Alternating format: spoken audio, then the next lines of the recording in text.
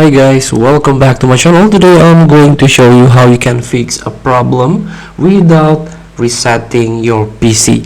So I'm talking about Windows 11 troubleshoot.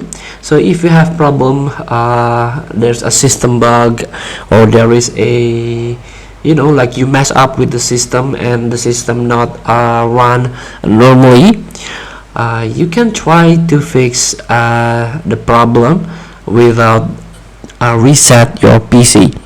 So the first thing to do, you can click on a start icon, Windows start icon, and go to the settings.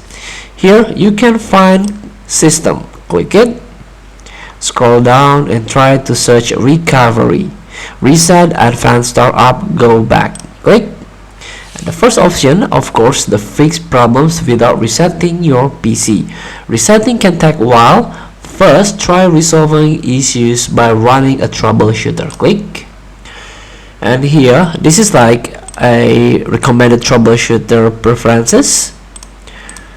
Here you can try to ask yourself before running, or run automatically, then notify me, and so on. And here, recommended troubleshooter history. If you already had used the troubleshooter, this is where you can see the record or history.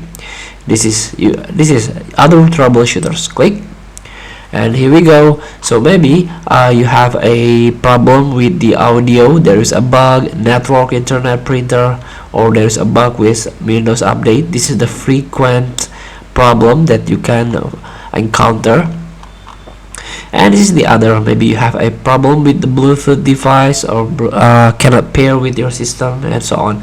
Just try to run, click run in order to run troubleshooters. So here we go, this is the troubleshooter. So you can try to run it without reset your PC. But if this run or get help doesn't help you, or the problem not fixed, you can consider to resetting your PC. Feel free to try. Thank you for watching. Don't forget to comment, like, and subscribe, and also click the button below. See you in the next video.